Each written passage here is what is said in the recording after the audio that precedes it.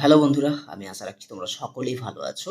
তো আজকের এই ক্লাসে আমরা আলোচনা করব তোমাদের শাক্ত পদাবলীতে যে ৭ খানা পদ নির্বাচিত রয়েছে তার তৃতীয় নম্বর পদ। পদটির নাম আমি প্রথমে বলে রাখি যে আমি কি হেরিলাম নিশি স্বপনে, অচেতনে কত না ঘুমাও হে। এই পদটি আমরা আজকে আলোচনা করব। এর আগের ক্লাসে আমরা অলরেডি দুটো পদ আলোচনা করে দিয়েছি। যদি এখন পর্যন্ত তোমরা কেউ দেখে না থাকো তাহলে ডিসক্রিপশনে লিঙ্ক দেওয়া থাকবে, তোমরা চাইলে সেখান থেকে ভিডিও ক্লাসটি করে নেবে, ঠিক আছে? তাহলে চল। তো দেখো, প্রথম আমাদের জানার কি প্রয়োজন বা আমাদেরকে যেটা জানতে হবে সেটা হচ্ছে কিনা যে এই আমি কি হেরিলাম নিশি স্বপনে, অচেতনে কত না ঘুমাও হয়ে, এই পদটি কোন পর্যায়ের পদ? তো এই পদটি হচ্ছে পূর্ব আগমনী পর্যায়ের পদ। কেউ আগমনী পর্যায়ের পদ লিখবে না, লিখলে নাম্বার অবশ্যই দেবে, কিন্তু আমরা একদম সঠিক তথ্যটা লিখবো, সেটা হচ্ছে কিনা পূর্ব আগমনী পর্যায়ের পদ। কেননা এর আগের ক্লাসে আমরা আলোচনা করেছিলাম পূর্ব আগমনী কাকে বলে এবং উত্তর আগমনী কাকে বলে। আগমনী পর্যায়ের কিন্তু দুটো ভাগ, একটা পূর্ব আগমনী এবং একটা উত্তর আগমনী। তো যদি না বুঝে থাকো এটা, বা এখন অবধি যদি কেউ জিনিসটা না জেনে থাকো, তাহলে আগের ক্লাসটি করে নেবে, সেখানে কিন্তু এটার ডিটেলসে আলোচনা করা রয়েছে, ঠিক আছে? তাহলে যদি পরীক্ষাতে প্রশ্ন আসে যে আমি কি হেরিলাম নিশি স্বপনে, এই পদটি কোন পর্যায়ের পদ, তাহলে আমরা উত্তর লিখব কি না পূর্ব আগমনী পর্যায়ের পদ। আর যদি বলা হয় কোন রস পর্যায়ের পদ, তাহলে আমরা লিখব কি না এটা হচ্ছে বাৎসল্য রস পর্যায়ের একটা পদ, ঠিক আছে? ওকে, এরপর আমরা একটু জানবো যে এই পদটিতে মাতা মেনকার স্বপ্ন দর্শনের কথা কিন্তু রয়েছে। অর্থাৎ মাতা মেনকার স্বপ্ন দেখছে তার স্নেহের কন্যা, আদরের কন্যা উমা তার মাথার পাশে এসে আধো আধো মা বলে বিধু বদনে খুব সুন্দরভাবে তাকে ডাকছে, ঠিক আছে?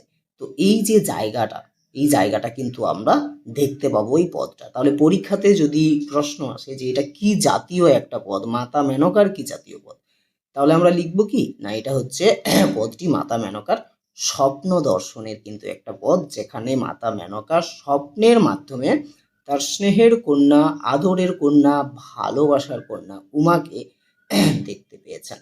কেমন ভাবে না আধো আধো মা বলে তাকে ডাকছে, বোঝা গেল? ওকে, এরপরে আমরা সরাসরি চলে যাব পদটাতে। পদটাতে যাব এই কারণে, কেননা আগের ক্লাসে আমরা সম্পূর্ণ যে জায়গাটা আমরা সেটা আলোচনা করেছিলাম যে আগমনী পর্যায়ে কাকে বলে, উত্তর আগমনী পর্যায়ে কাকে বলে, পূর্ব আগমনী পর্যায়ে কাকে বলে, এগুলো আলোচনা করেছি। তাহলে এই ভিডিওতে নিশ্চয়ই আলোচনা করার কোনো মানে হয় না, তাই তো? ওই আগের ভিডিওটা দেখে নেবে, সেখানে ডিটেলসে পুরো বিষয়টা কিন্তু জেনে যাবে। তাহলে দেখো, আর কোনো রকম কথা না বাড়িয়ে আজকের পদটা আমরা আলোচনা করি সুন্দরভাবে। তো দেখো, প্রথমে কি রয়েছে না আমি কি হেরিলাম নিশি স্বপনে, গিরিরাজ অচেতনে কত না ঘুমাও হে। তাহলে এই যে আমি, আমি বলতে কাকে বোঝানো হচ্ছে? আমি বলতে মাতা মেনকাকে বোঝানো হচ্ছে, ঠিক আছে? আমি বলতে মাতা মেনকাকে বোঝানো হচ্ছে, বোঝা গেল? হেরিলাম, হেরিলাম মানে হচ্ছে দেখলাম, ঠিক আছে? হেরিলাম মানে হচ্ছে দেখা, বা দেখলাম। নিশি স্বপনে, নিশি, নিশি মানে হচ্ছে রাত্রিবেলা, স্বপনে মানে তো স্বপ্নে, তোমরা জানো। তাহলে এর মিনিংটা কি হল যে আমি কি হেরিলাম নিশি স্বপনে, অর্থাৎ মাতা মেনকা বলছে যে রাত্রিবেলাতে স্বপ্নে এ কি আমি দেখলাম, বোঝা গেছে? তারপরে বলছি গিরিরাজ অচেতনে কত না ঘুমাও হে। গিরিরাজকে বলছি, গিরিরাজ তুমি অচেতনে কত ঘুমাচ্ছ, আমি স্বপ্নে আজকে কি দেখলাম। অর্থাৎ কি না মাতা মেনকা এবং তার স্বামী হিমালয় রাত্রিবেলাতে ঘুমোচ্ছেন, আর 5 জন যেমন সবাই রাত্রিবেলাতে ঘুমোয়। তো রাত্রিবেলাতে মাতা মেনকা রীতিমতো একটা স্বপ্ন দেখেছে।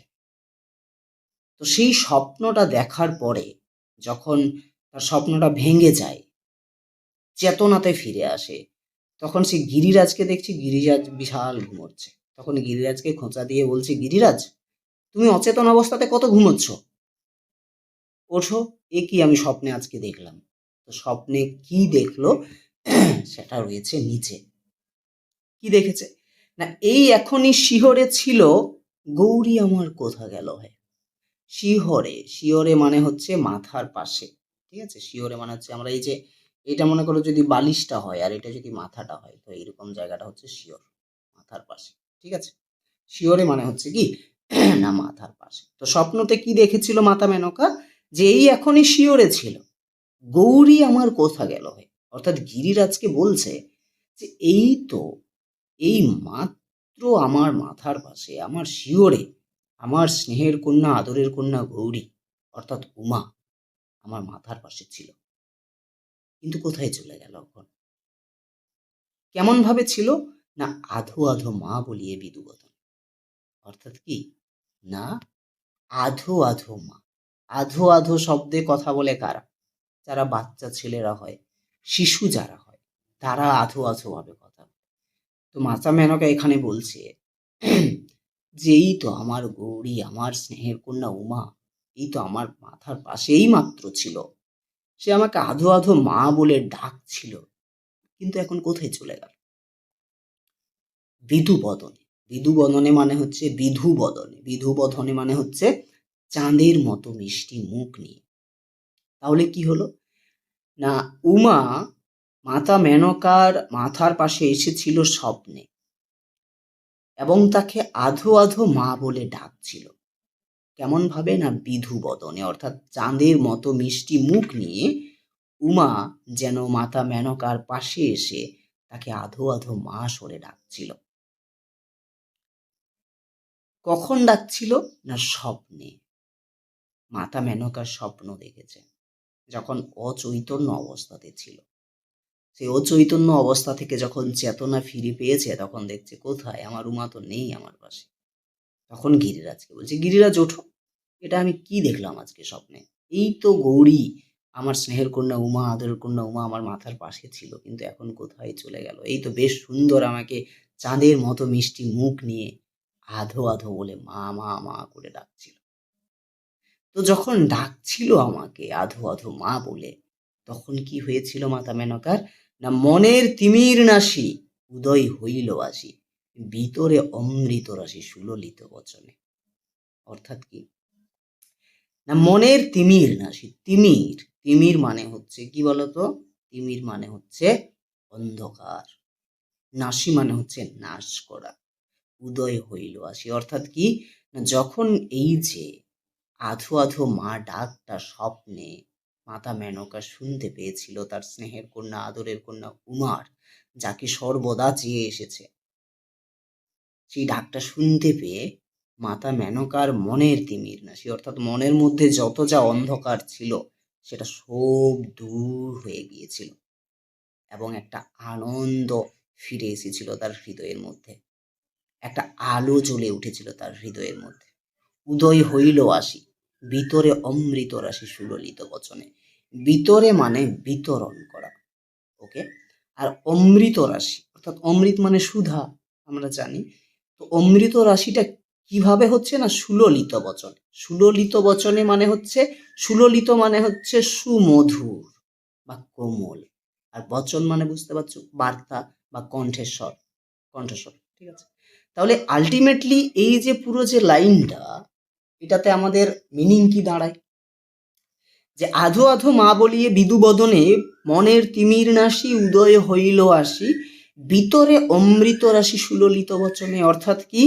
না মাতা মেনকার মাথার পাশে যখন তার স্নেহের কন্যা, আদরের কন্যা উমা স্বপ্নের মাধ্যমে এসেছিল, এবং তার মিষ্টি মুখ অর্থাৎ বিধু বদন, মিষ্টি মুখ নিয়ে সুললিত বচনে অর্থাৎ সুমধুর কণ্ঠস্বরের মধ্য দিয়ে আধো আধো মা বলিয়ে আধো আধো করে মা মা ডাকছিল, তখন সেই ডাকটা শুনে, সেই সুমধুর কণ্ঠর আওয়াজ শুনে বা স্বর শুনে মাতা মেনকার মনে হয়েছিল যেন ভিতরে অমৃত রাশি, অর্থাৎ যেন এই সুমধুর কোমল কণ্ঠস্বর যেন এক প্রকার অমৃত বিতরণ করছে।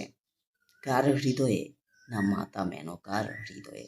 ফলে মাতা মেনকার হৃদয়ে যে তিমির ছিল, মনের অন্ধকার ছিল, সেই অন্ধকারটা দূর হয়ে একটা আনন্দ ফিরে এসেছিল, একটা আলো জ্বলে উঠেছিল। সেই আলোটা ছিল আনন্দের আলো। কেন? কেন তার মেয়েকে সে পেয়েছে, স্বপ্নের মাধ্যমে পেয়েছে, কিন্তু পেয়েছে তো, পাওয়াটাই সব থেকে বড় ব্যাপার। যে মানুষটা সর্বদাই চেয়ে গিয়েছে সেই মানুষটাকে যদি স্বপ্নের মাধ্যমেও পাওয়া যায়, সেটাও বিরাট।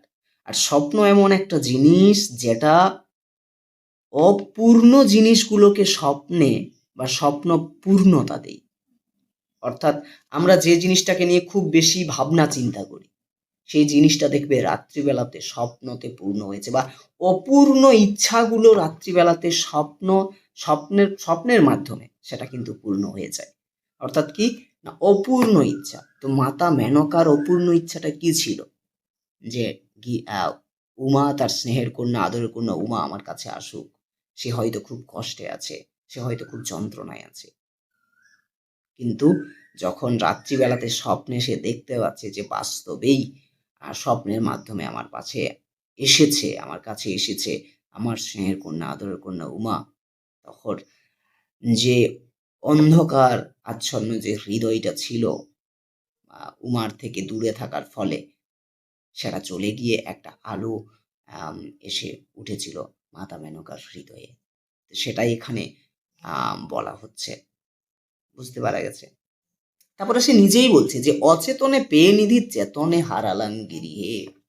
অচেতনে পেয়ে নিধি নিধি মানে হচ্ছে, এই যে নিধি মানে হচ্ছে অমূল্য সম্পদ, ঠিক আছে।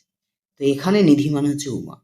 তো মাতা মেনকা উমাকে অমূল্য সম্পদ বলে চিহ্নিতকরণ করছেন। তার অমূল্য সম্পদ কারেই না হয়, প্রতিটা মা বাবার মেয়ে কিন্তু তাদের কাছে অমূল্য সম্পদ। তো এখানে মাতা মেনকার কাছে তার মেয়ে অমূল্য সম্পদ, এটা কোনো ব্যতিক্রম নয়, তাই না? তো অচেতনে পেয়ে নিধি, তাহলে নিধি অর্থাৎ উমাকে কিভাবে পেয়েছিল?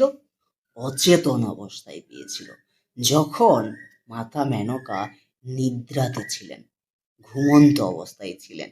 কিন্তু যখন নিদ্রা ভেঙে গেল, যখন চেতনা ফিরে এলো মাতা মেনকার, তখন যেন আর কোথাও দেখতে পাচ্ছে না, মাথার আশেপাশে চারিদিকে তাকিয়ে ঘুরে বেড়াচ্ছে কিন্তু দেখতে পাচ্ছে। সেটাই বলছে গিরিরাজকে, গিরিরাজ অচেতনে পেয়ে নিধি, চেতনে হারালাম গিরিহে। বলছে আমি আমার ভালোবাসার কন্যা, স্নেহের কন্যা উমাকে স্বপ্নের মাধ্যমে পেয়েছিলাম, অচেতন অবস্থার মাধ্যমে পেয়েছিলাম। বেশ সুন্দর আমার মাথার পাশে এসে সুললিত বচনে সুমধুর কণ্ঠস্বর দিয়ে আমাকে আধো আধো মা বলে ডাকছিল। সেই ডাকটা যেন আমার পুরো হৃদয় জুড়ে অমৃত বিতরণ করেছিল। ভিতরে মানে বিতরণ করা। সেই অমৃতের সেই সুধার ফলে, বা সেই সুললিত বচন, বা সেই আধো আধো মা ডাক, এর ফলে যেন আমার মনের মধ্যে যে অন্ধকার হৃদয়টা ছিল সেটা দূর হয়ে আলো ফিরে এসেছিল, আনন্দ ফিরে এসেছিল। সেটা সাময়িক হতে পারে, কিন্তু এসে তো ছিল, তাই না? সে তারপরে বলছে যে সত্যি সত্যি যে যখন আমার চেতনা ফিরে এলো, তখন আর আমার মেয়েকে আর আমি দেখতে পাচ্ছি না। অর্থাৎ অচেতনে পেয়ে নিধি, চেতনে হারালাম গিরিহে। অর্থাৎ অচেতন অবস্থার মধ্য দিয়ে আমি আমার স্নেহের কন্যা উমাকে, নিধি অর্থাৎ আমার অমূল্য সম্পদ উমাকে পেয়েছিলাম, কিন্তু চেতনে হারালাম গিরিহে। কিন্তু যখন আমার নিদ্রা ভঙ্গ হলো, বা আমার স্বপ্নটা ভেঙে গেল এবং আমার ঘুমটা ভেঙে গেল, যখন আমি চেতনে ফিরে এলাম, চৈতন্য অবস্থাতে ফিরে এলাম, তখন যেন আর আমার মেয়েকে আমি দেখতে পাচ্ছি না গিরি। বোঝা গেল এতদূর? নেক্সট, এতদূর অব্দি আশা করি বোঝা গেছে। নেক্সট লাইন হচ্ছে যে ধৈর্য না ধরে মম জীবনে, আর শুনো অসম্ভব চারিদিকে শিবার অবহে। দেখো, এই যে হারালাম গিরিহে, এটা হচ্ছে একটা স্বপ্নের কথা। মানে মাতা মেনকা দুটো স্বপ্ন দেখেছেন। এটা হচ্ছে একটা স্বপ্ন। প্রথম স্বপ্নতে দেখেছেন যে উমা তার পাশে এসেছে এবং সুললিত বচনে, সুমধুর কণ্ঠস্বরে, চাঁদের মতো মিষ্টি মুখ নিয়ে যেন আধো আধো মা বলে ডাকছে তার মাথার পাশে এসে। এটা হচ্ছে প্রথম স্বপ্ন। এবং দ্বিতীয় যে স্বপ্নটা, সেটা হচ্ছে ভয়ানক। সেটা কেমন? দেখো, সেটা হচ্ছে যে ধৈর্য না ধরে মম জীবনে, মম মম মানে হচ্ছে আমার, ঠিক আছে? মম মানে হচ্ছে আমার। তো এখানে আমার ধৈর্য কেন ধরছে না? ধৈর্য মানে বুঝতেই পারছো, ধৈর্যের সীমা ছাড়িয়ে যাওয়া। কেন? কেননা বলছে আর শুনো অসম্ভব চারিদিকে শিবারব হয়ে আমার তার মাঝে আমার উমা একাকিনী শ্মশানে। অর্থাৎ এখানে বলতে চাইছে যে আর শুনো অসম্ভব, বলছে আবার একটা কথা শোনো, অসম্ভব রকম একটা কথা শোনো। সেটা কেমন? চারিদিকে শিবারব হয়ে। শিবারব, শিবারব মানে হচ্ছে শেয়ালের ডাক। শিবা মানে শিব নয়, শিবারব, রব মানে হচ্ছে ডাক বা চিৎকার করা, শিবা মানে হচ্ছে শেয়াল। তো শিবারব মানে হচ্ছে শেয়ালের ডাক বা শেয়ালের চিৎকার। তো বলছে চারিদিকে শিবারব হয়ে, বলছে চারিদিক জুড়ে যেন শেয়ালের ডাক, শেয়ালের ডাকাডাকি, এবং তার মাঝে আমার উমা একাকিনী শ্মশানে। অর্থাৎ এইটা যদি শ্মশান হয়, এখানে আছে উমা, আর এই চারিদিকে শিয়াল ডাকছে। তো বড় একটা ভয়ঙ্কর পরিবেশ। বলছে আর শুনো অসম্ভব, শুনো আর একটা কথা। সেটা কি? না আমার উমা শ্মশানে একাকিনী অবস্থায় দাঁড়িয়ে আছে এবং তার চারিদিকে যেন বীভৎসভাবে শেয়ালেরা ডাকাডাকি করছে। ফলে কি হয়েছে? এই ঘটনাটা দেখার পরে মাতৃ হৃদয় তার কন্যার জন্য ব্যাকুল হয়ে উঠেছে। কেন? কেননা মাতা ভাবছে যেন আমার মেয়েটাও ভীত, সন্ত্রস্ত, ভয়ে রয়েছে। বেচারা সে কি করবে এখন সে বুঝতে পারছে না, কিভাবে সেখান থেকে সে বেরিয়ে আসবে। এরপরে বলছে বলো কি কহিব আর, বলো কি কহিব আর, কে আনিবে সমাচার হে। বলছে বলো এবারে আমি কি করব। সমাচার মানে কি? সংবাদ। বলছে বলো এবারে আমি কি করব গিরি, কে এনে দেবে আমার মেয়ের সমাচার, আমার মেয়ের সংবাদ? অর্থাৎ এই যে আমার স্নেহের কন্যা উমা আজকে শ্মশানে একাকী দাঁড়িয়ে রয়েছে রাত্রিবেলাতে এবং চারিদিকে শেয়ালেরা ডাকাডাকি করছে, আমার মেয়েটা বেচারা কত ভয় পেয়ে গিয়েছে, আর তারপরে আমার ঘুমটা গেছে ভেঙে। বলো এবারে, আমি তো আর তাকে দেখতে পাচ্ছি না, এবারে ও কেমন আছে কেমন নেই এই সমাচারটা কে এনে দেবে? বলো গিরি, কি করব এবার আমি? বলো কি করিব আর, কে আনিবে সমাচার হে। না জানি মোর গৌরী আছে কেমনে। বলছে না জানি এখন আমার গৌরী কেমন রয়েছে, বেচারা হয়তো ভয়ে পুরো একদম থরথর করে কাঁপছে। কে এনে দেবে এখন ওর সমাচার আমার পাশে? বলো গিরি তুমি বলো, বুঝতে পারছি না এখন গৌরী কি করছে বা গৌরী এখন কেমন আছে। বোঝা গেছে? তাহলে মাতৃ হৃদয় এখানে বেকুল হয়ে উঠছে। ওকে, এরপরে দেখো কি বলছে, যে কমলাকান্তের বাণী পুণ্যবতী গিরিরানী গো। এরপরে কমলাকান্ত ভট্টাচার্য বলছে, তাহলে এটা নিশ্চয়ই ভণিতাংশ। এই পদটার ভণিতাংশ যদি বলা হয় কোনটা, তাহলে কি লিখবে? যে কমলাকান্তের বাণী পুণ্যবতী গিরিরানী গো, যে রূপ হেরিলে তুমি অনায়াসে শয়নে, ও পদ পঙ্কজ লাগি শঙ্কর হয়েছে যোগী গো, হর হৃদি মাঝে রাখে অতি যতন। এইটা পুরোটাই হচ্ছে এই পদটার ভণিতাংশ। বোঝা গেল?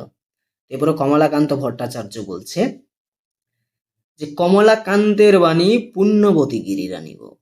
কমলাকান্ত ভট্টাচার্য বলতে চাইছেন, বলছে পুণ্যবতী গিরিরানী গো, গিরিরানী তুমি পুণ্য, তুমি ধন্য। কেন?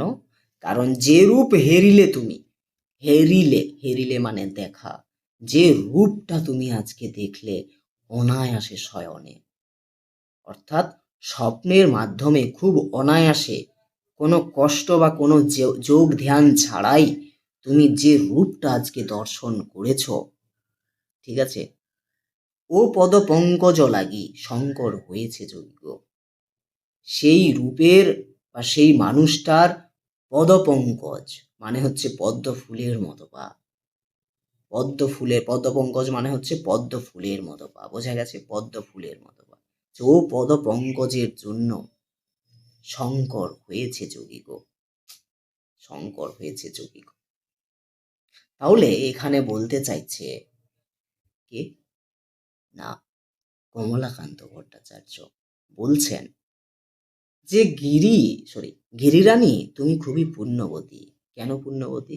কেননা বলছে যে রূপটা আজকে তুমি অনায়াসে শয়নে বা স্বপ্নে তুমি দেখেছো খুব সহজেই, তার পাদ তার পাদপদ্ম বা তার পদপঙ্কজ বা তার পদ্ম ফুলের মতো পা নেওয়ার জন্য শঙ্করকে কি হতে হয়েছে? যোগী হতে হয়েছে। আর হর হৃদি মাঝে রাখে অতি যতন। আর হর অর্থাৎ মহাদেব অর্থাৎ শিব, তার সেই পাদপদ্ম বা তার সেই পদ্ম ফুলের মতো পা বা তার সেই পদপঙ্কজ তার হৃদয়ে ধারণ করে রেখেছে খুব যত্ন সহকারে। সুতরাং তোমার ভয় পাওয়ার কোনো কারণ নেই। তুমি যে রূপটা দেখেছো সেটা সাধারণভাবে কেউ দেখতে পায় না, বিশাল যোগ ধ্যান করা লাগে সেটাকে দেখতে গেলে, অনায়াসে কিন্তু সেটা পাওয়া যায় না। সেটা তুমি অনায়াসে পেয়েছো, হয়তো তুমি খুবই পুণ্যবতী, তাই তুমি আজকে সেই জগৎ জননী রূপটা দেখতে পেয়েছো, ঠিক না?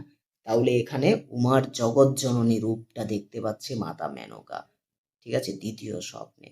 তাই কমলাকান্ত ভট্টাচার্য বারবার বলছেন যে ভয় পাওয়ার কোনো কারণ নেই, এখানে তুমি তোমার মেয়ের জগৎ জননী রূপটা দেখতে পেয়েছো।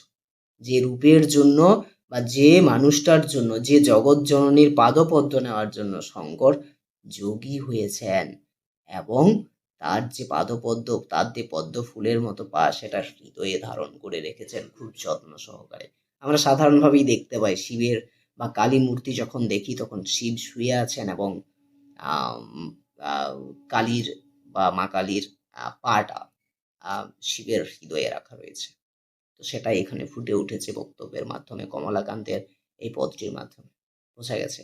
তো এই হলো টোটালি পদটা। তো বিষয়টা হচ্ছে কি না, এখান থেকে দেখো যে যে জিনিসগুলো হয়, যে যে প্রশ্নগুলো হতে পারে সেটা একটু বলে রাখি। বলছে, আমি কি হেরিলাম নিশি স্বপনে, গিরিরাজ অচেতনে কত না ঘুমাও হে, এই এখনই শিহরে ছিল, গৌরী আমার কোথা গেল হে, আধো আধো মা বলিয়ে বিদুবদন। তাহলে আধো আধো মা বলতে এখানে কবি কি বুঝিয়েছেন বা পদকর্তা কি বুঝিয়েছেন? দেখো, আধো আধো মা কেন? কারণ মায়ের কাছে মেয়ে বা মেয়ে যতই বড় হয়ে যাক না কেন, মায়ের কাছে কিন্তু কন্যা সেই ছোট্ট শিশুটিই থাকে। সেই জন্য এখানে আধো আধো মা বলা হয়েছে। আর বিধুবদনে কেন বলা হয়েছে? কেননা মাতা পার্বতীর রূপ আমরা এমনিতেই জানি যে চাঁদের মতো মিষ্টি। প্রতিটা মেয়েরই, মানে প্রতিটা মা বাবার কাছেই কিন্তু তার কন্যার মুখ কিন্তু চাঁদের মতোই, ঠিক না? কুৎসিত নয়, চাঁদের মতোই। তো সেই জন্য এখানে বিধুবদনে রয়েছে। আর মাতা পার্বতীর রূপ এমনিতেই বিধুবদন, অর্থাৎ চাঁদের মতো, ঠিক আছে। মনের তিমির নাশি উদয় হইল আসি, ভিতরে অমৃত রাশি সুললিত বচনে। এখান থেকে প্রশ্ন আসতে পারে, মনের তিমির নাশি, কার তিমির নাশির কথা বলা হচ্ছে এবং কেন? ঠিক আছে, কার তিমির নাশির কথা বলা হচ্ছে এবং কিভাবে সেই তিমির নাশ হয়েছিল, এটা তোমরা একটু কমেন্ট করে জানাবে, ঠিক আছে।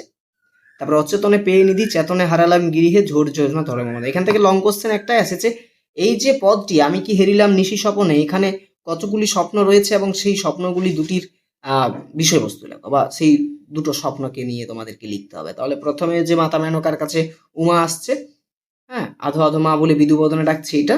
আর তারপরে হচ্ছে যে এই যে একাকিনী শ্মশানে দাঁড়িয়ে রয়েছে এবং চারিদিকে শেয়ালেরা ডাকছে। তো মাতা মেনকার মনে হচ্ছে এটা দেখে যেন হয়তো উমাও ভয়ে রয়েছে। তারপরে কমলাকান্ত ভট্টাচার্য বলছে যে যে রূপটা তুমি দেখেছো সেই রূপটা আসলে উমার জগৎজননী রূপ। ওই রূপের, ওই জগৎজননী মায়ের পাদপদ্ম বা পদ্ম ফুলের মতো পা নেওয়ার জন্য শঙ্করকে যোগী হতে হয়েছিল, ঠিক আছে। এবং তারপরে হর অর্থাৎ আম, মহাদেব খুব যত্ন সহকারে তার পাদপদ্মটা হৃদয়ে ধারণ করেছিলেন, ঠিক আছে। এই হচ্ছে পুরো পদটা। তো বিষয়টা হচ্ছে এখানে দুটো প্রশ্নের অ্যান্সার তোমরা আমাকে করবে, বলে দেবে। একটা হচ্ছে কি বলতো, প্রথমে বললাম যে মনের তিমির নাশি, কার তিমিরের কথা বলা হচ্ছে এবং তার তিমিরটা কিভাবে নাশ হয়েছিল, এটা একটা। আর দ্বিতীয়তম হচ্ছে কি বলতো, দ্বিতীয়তম হচ্ছে যে শিবা রব বলতে কি বোঝানো হয়েছে, ঠিক আছে। এই দুটো প্রশ্নের অ্যান্সার তোমরা কমেন্ট করে জানাবে। আর পুরো পদটা আলোচনাটা বুঝতে পেরেছো কিনা এটাও কিন্তু আমাকে একটু জানাবে, ঠিক আছে।